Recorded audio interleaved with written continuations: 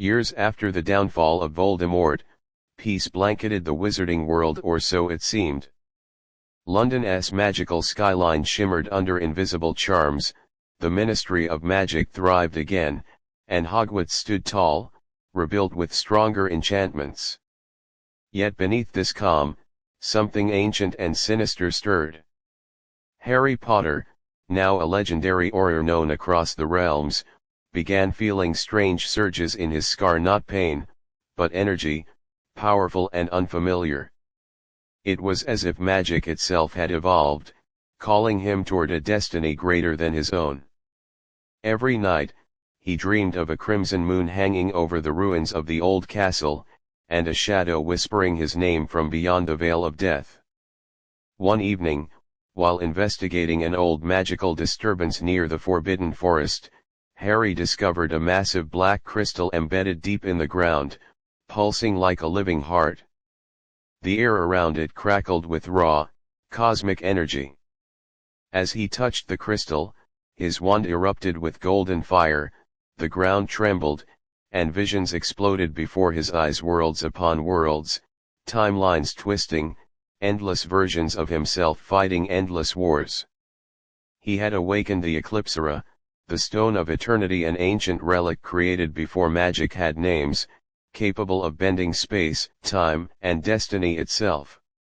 When Harry returned to Hogwarts, strange things began happening.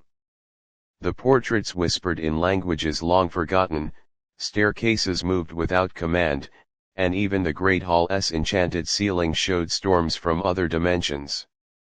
Dumbledore's portrait flickered alive, his voice grave. "Harry, the Eclipsera is not of this world.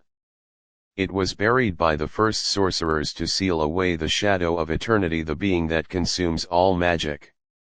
If it awakens again, every spell ever cast will unravel." Determined to protect the world once more, Harry began training in secret, mastering lost spells hidden in the Forbidden Codex of Merlin, a book sealed since the dawn of magic. His powers grew beyond comprehension. Light and fire obeyed his will. He could speak to the winds, control shadows, even halt time for brief moments. But each spell drained his soul, binding him closer to the Eclipsera's dark promise. Then came the night of the blood eclipse, when the moon turned red and the stars vanished. A dark army appeared at the edges of reality, phantoms forged from forgotten memories, led by a hooded figure radiating immense power. This was Lord Ekron, the Shadow of Eternity reborn, a being neither living nor dead, once sealed by the founders themselves. He called to Harry through the darkness, "You are the key of balance, Potter. You cannot destroy me, you are part of me." The world shuddered as lightning tore open the skies, splitting the veil between time and existence. Magic itself began collapsing, spells turning wild and uncontrollable. Desperate, Harry unleashed the Chrono Tempest, a forbidden spell that froze the battlefield in golden light, stopping reality for a single heartbeat. For that one moment, everything stood still: time, stars, even death. But when the light faded, Harry realized he had paid a terrible price. The Eclipsera had fused with his own magic, and now part of him was the shadow he fought to destroy. The line between savior and destroyer blurred. Standing in the ruins of Hogwarts, cloak torn, wand glowing brighter than the sun, Harry looked to the shattered moon and whispered, "If destiny cannot be rewritten, then I will break destiny itself." The war that was once fought for life and death would now be fought for existence itself. The real battle had just begun. The night Harry froze time became legend in whispers. Across the magical world, clocks stopped ticking for one heartbeat, the stars flickered like dying embers, and every witch and wizard felt a chill as if eternity had taken a breath. Hogwarts lay in ruins once more, its towers half shattered, its walls humming with unstable energy. But amidst the wreckage, Harry Potter still stood, surrounded by the faint glow of golden magic spiraling from his hands. The Eclipsera had fused within him, his veins pulsed with living light, his eyes shimmered with two colors, one emerald, one crimson. It was no longer just a scar on his forehead, it was a keyhole of universes, a gate to infinite realities. Inside him, the shadow of eternity whispered promises: embrace me, Harry, and you shall become the master of all creation. Yet Harry, despite the power storming through his body, fought back the darkness, clutching his wand tighter, whispering, "I'm not your weapon." Days turned into weeks as he wandered through the Forbidden Lands, realms torn apart by dimensional rifts unleashed by the blood eclipse. The once familiar creatures of magic had mutated into monstrous beings, centaurs made of starlight, serpents born from dreams, and phoenixes of black flame. Harry sought the lost temples of the first sorcerers, hoping to uncover a way to seal the Eclipsera forever. Guided by Luna Lovegood's cryptic visions and Hermione's soul echo, a magical recording of her mind preserved in the Department of Mysteries, he learned of an ancient prophecy hidden from the world: the Lightborn shall battle his shadow beneath the crimson sun, and only the heart untainted by eternity shall decide the fate of all worlds. The meaning was unclear, but Harry knew the final confrontation was coming. Meanwhile, far in the void between realms, the Bloodlight King rose. Lord Ekron, no longer just a spirit, had claimed a body forged from dying stars and ancient magic. His armor bled crimson light, his voice shook dimensions. He was not like Voldemort, not a man corrupted by power, he was power itself, the living embodiment of chaos and void. His magic fed on time, devouring memories and bending destinies. With every realm he conquered, he grew stronger, and his army of shadow-born warriors multiplied, soldiers made from broken timelines and dead wizards who had lost their way. Even death itself could not contain him. Harry, realizing that ordinary spells were useless, began forging his own magic ecliptic arts, spells that merged light and darkness. He crafted the Ether Blade, a weapon not of metal, but of pure living energy, drawn from his soul. Every swing could tear through space, every strike echoed across realities. But the cost was immense. Each time he used it, a piece of his humanity faded. When Ron's echo appeared to him in a dream, warning, "Don't lose yourself, mate, you're the last hope we have," Harry's resolve hardened. He swore he would not become the monster he was destined to fight. Then came the siege of Evervale, when the Bloodlight King descended upon the mortal plane. Cities vanished in red storms, the Ministry of Magic collapsed, and every protective enchantment shattered like glass. From the shattered heavens, Ekron's voice thundered, "Bow before the Bloodlight King, or be erased from time." But above the burning sky, a golden phoenix streaked through the darkness, Harry riding upon it, cloak blazing, wand glowing like the dawn. The two forces collided, light against shadow, and the world shook under their fury. Spells older than the stars ignited the Nova Tempest, the Oblivion Wave, and the Song of the Seraphim, magic that tore through reality itself. In a final desperate act, Harry unleashed the Eclipsera's true form, merging his soul with time itself.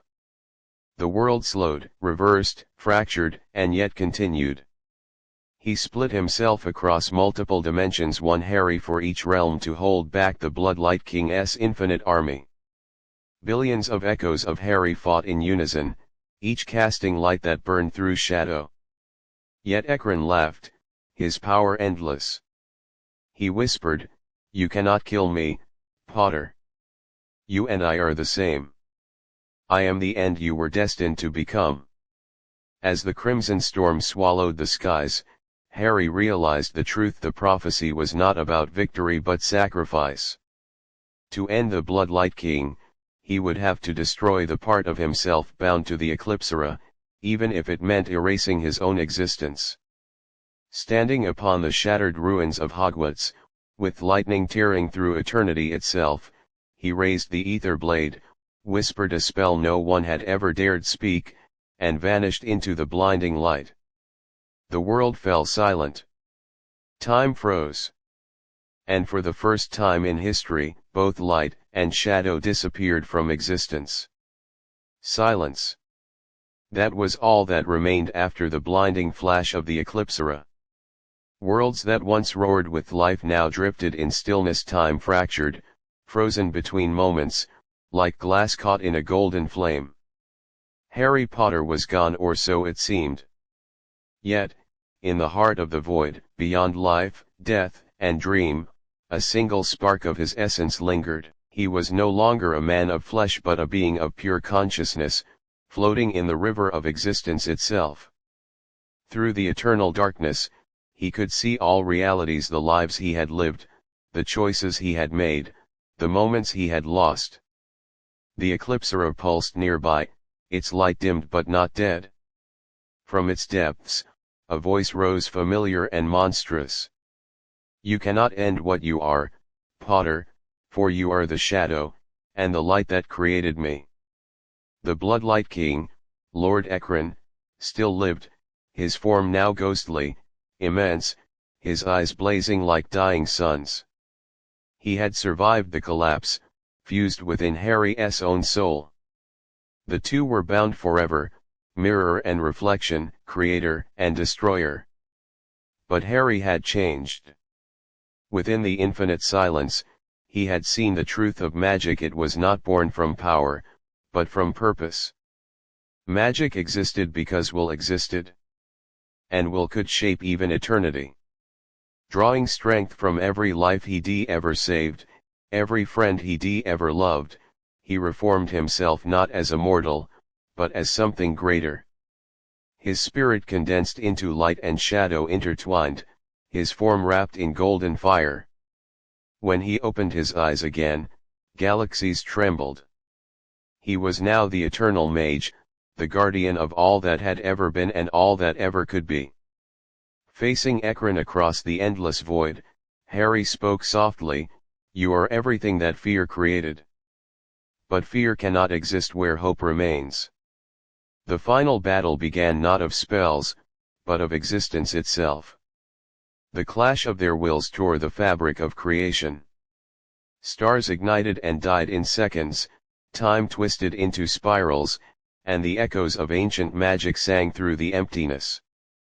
Ekron unleashed the Crimson Cataclysm, a wave that devoured entire timelines, turning reality into ash. But Harry countered with the Aurora Vow, a spell born from pure emotion, hope, love, sacrifice, and light. The void blazed with color, a billion shades of life blooming once more. Every soul that had ever existed, from Dumbledore to Sirius, from Lily to Hermione, appeared as phantoms of light, lending their essence to Harry's will. Their voices rose as one, "You are not alone." Ekron screamed, his form cracking under the weight of creation's song. Still, he reached out, snarling, "If I fall, Potter, you fall with me."